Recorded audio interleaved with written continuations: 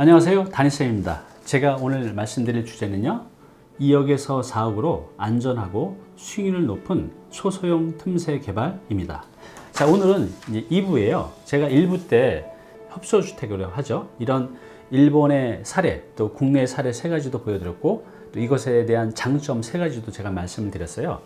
자, 그래서 오늘은 어떤 내용이냐 하면, 이제 실제로 그러면 어떻게 이런 땅을 구하고 또 어떻게 설계를 하고 또 어떻게 지어서 얼마의 수익이 나는지, 그래서 실제로 팔게 되면 어느 정도 차익이 나는지에 대한 실전 투자 지식에 대해서 제가 자세히 말씀을 드리도록 하겠습니다.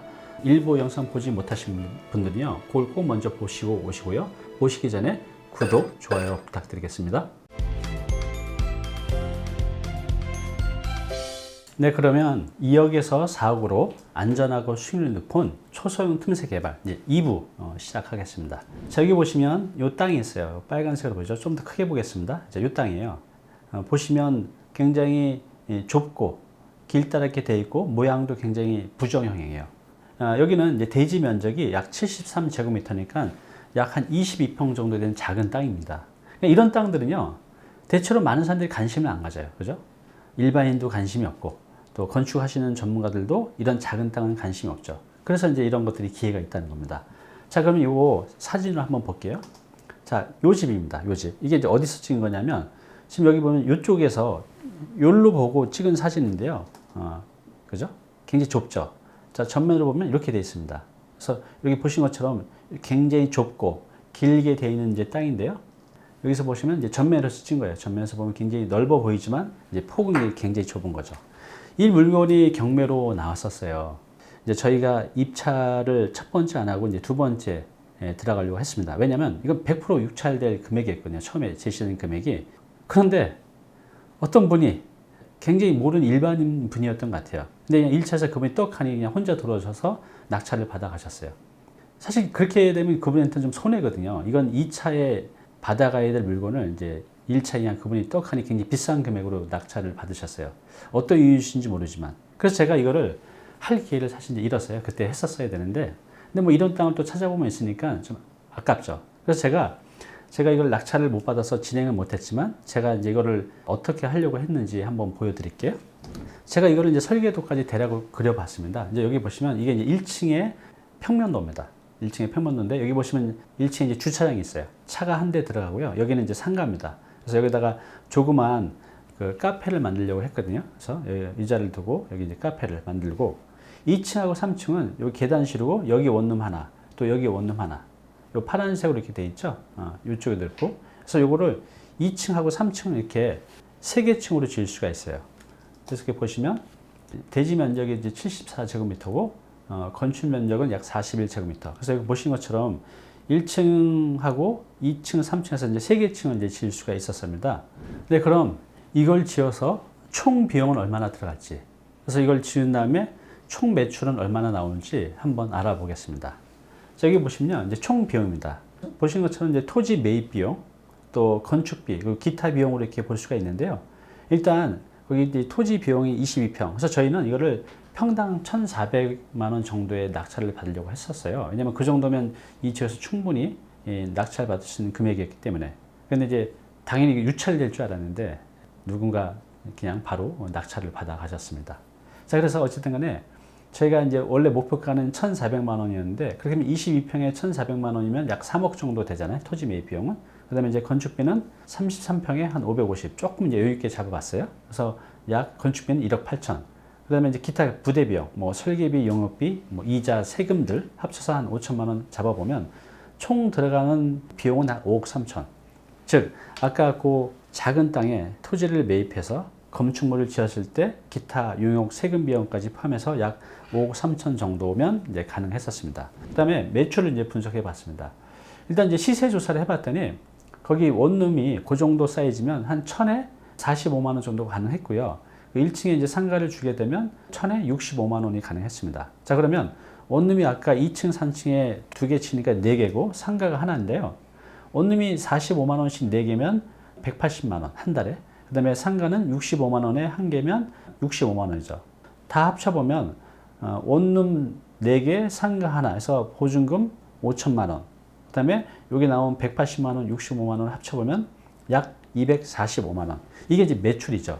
아까 한 5억대 정도 돈을 들여서 보증금 5천만 원에 월 245만 원 나오면 해야 될까요? 말아야 될까요? 우리가 이제 어떤 사업을 시작할 때 이런 신축 같은 경우는 이렇게 매입 비용하고 매출을 분석한 다음에 이걸 해야 될지 말아야 될지를 결정해야 돼요.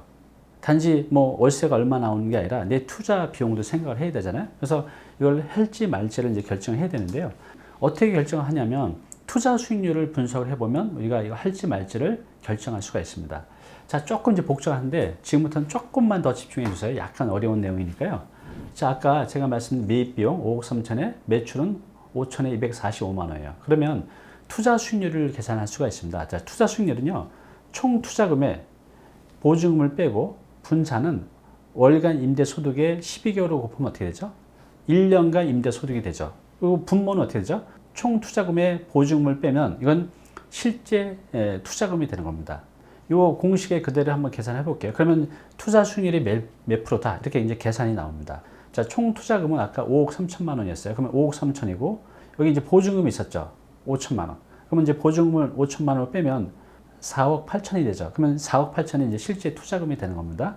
자, 그 다음에 월 임대 수익의 12개월을 곱하면 1년간 임대 소득이 되죠. 그러면 아까 월 임대 소득이 245만 원이라고 그랬습니다. 245만 원 곱하기 12개월 하면 1년간 임대 소득이 됩니다. 그래서 이제 곱하기 100을 하면 우리가 흔히 말하는 뭐 투자 수익률이 몇 프로야? 뭐 5%야? 6%야? 7%야? 이런 이제 수익률이 나오게 됩니다. 그래서 계산을 해봤더니 6.1%가 나왔습니다. 6.1%가. 6.1%라는 게 여러분 느끼시기에 수익률이 어때요? 좋습니까? 아니면 그저 그렇습니까? 비교적 요즘에는 6.1% 정도 되면 비교적 좋은 이제 수익률이라고 볼 수가 있습니다. 자, 왜 그러냐면요. 우리가 이것을 다 지어서 여러분들 지금 꼬마 빌딩 많이 이렇게 열풍이 일었고 지금도 많은 분들이 사고 계시잖아요. 이런 꼬마 빌딩들이 서울에서 4%대에서 매매가 이루어집니다. 4%대에서. 그러니까 사시는 분이 뭐 한 4%대 정도만 나오면 만족하고 많이 지금 거래가 되고 있죠. 그러면 자, 우리가 만들어낸 투자 수익률은 6%인데요. 5% 정도에 팔아도 충분히 살 수 있는 사람 많이 있습니다. 매각 가능 금액은 6억 4천 정도가 됩니다. 나는 5억 3천에 매입했지만 이걸 시장에 5% 정도 팔게 되면 6억 4천에 매각이 가능하다는 거죠. 이건 이제 어떻게 우리가 계산하냐면요. 여기 보시면 시장에서 팔리는 금액이 5%이기 때문에 내가 매각 가능한 금액을 이 공식에 넣으면 됩니다. 자, 보시면 아까 임대소득은 245만 원 곱하기 12개월에 보증금은 5천만 원 넣고 요거는 내가 매각 가능 금액을 만약에 5%로 계산하면 6억 4천, 만약에 또 4%로 계산하면 7억이 넘겠죠. 그죠? 이렇게 해서 제가 이제 보수적으로 잡아본 거예요. 난 6.1%에 개발을 했고 5%에 판다고 하면 판매 가능한 금액은 6억 4천 정도. 그러면 내가 들어간 돈은 5억 3천이니까 약 1억 1천만 원 정도의 차익을 이제 만들어낼 수가 있는 겁니다. 자, 요거 이해되시죠? 네, 그럼 이제 여러분들 궁금하시죠? 이게 내 돈 얼마로 시작할 수 있는지. 아까 저게 총 들어가는 비용, 토지 매입비, 건축비, 기타 비용까지 해서 5억 3천 정도 들어간다고 했습니다. 5억 3천이 굉장히 큰 돈이죠. 근데 이 돈이 다 필요하지 않습니다. 왜냐하면 대출도 일부 활용할 수 있고요. 건축 자금도 일부 활용할 수 있고 또 시공사한테 시공비를 전부 다 주는 게 아니라 일부 한 20%, 30% 정도는 이제 후불로도 가능해요. 그러면 아까 그 5억 3천 정도 들어가는 거는 자기 자본 한 2억 3천 정도만 있어도 이런 땅에서는 가능합니다. 왜냐하면 아까 토지비가 한 3억 정도 한다고 했는데 2억 정도는 이제 사업자로 해서 대출이 가능합니다.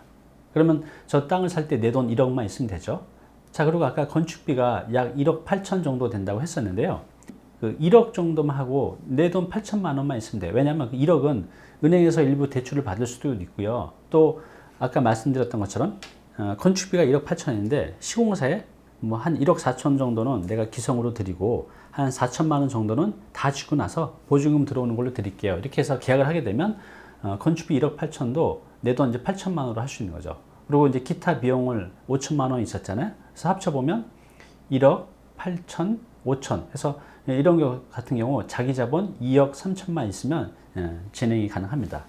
수익률을 한번 아까 말씀드렸듯이 이거를 시장에 5%만 해서 팔게 되면 쉽게 팔리는 금액이거든요. 매도 가능 금액이 6억 4천입니다. 보수적으로 봐도. 내 돈이 아까 5억 3천만 원 들어가는 거니까 매도 차익이 1억 1천만 원. 근데 이제 자기 자본이 2억 3천만 원이잖아요. 그래서 이렇게 계산을 해보면 자기 자본 대비 수익률은 약 세전으로 보면 50% 정도 이제 수익이 납니다.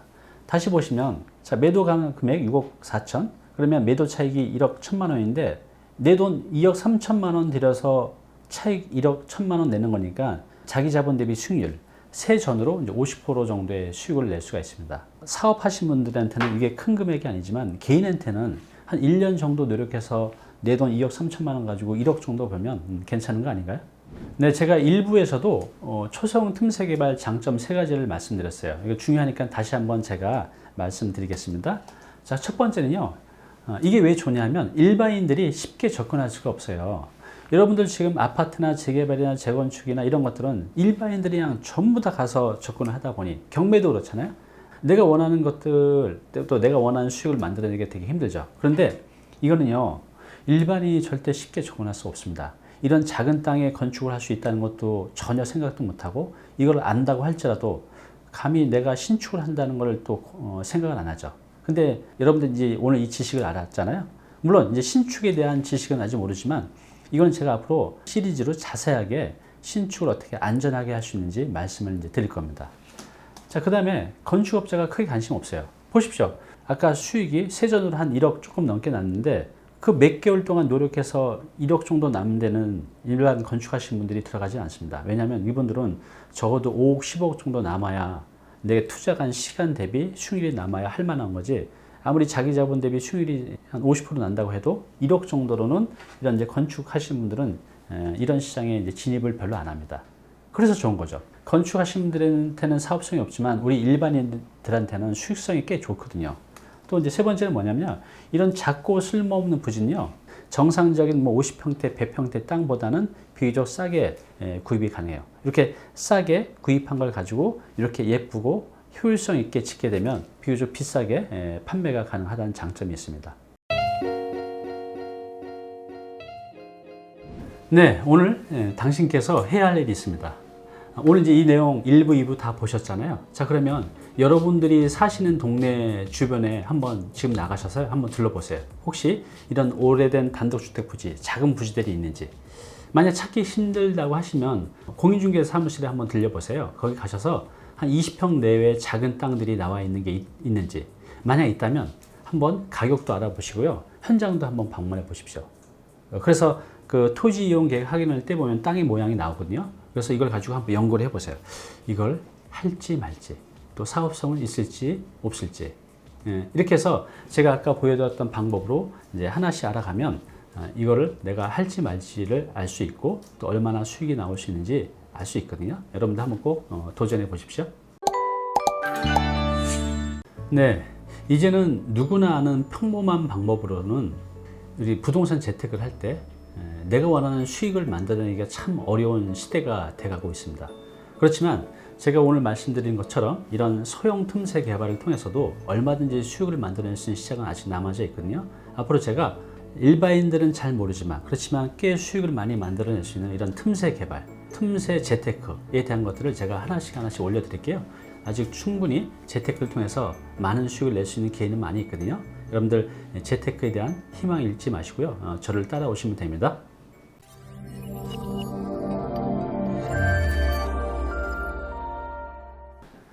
네, 오늘 정보 도움이 좀 되셨나요? 앞으로 이런 정보 계속 받아보실 분은요, 여기 구독 부탁드리고요.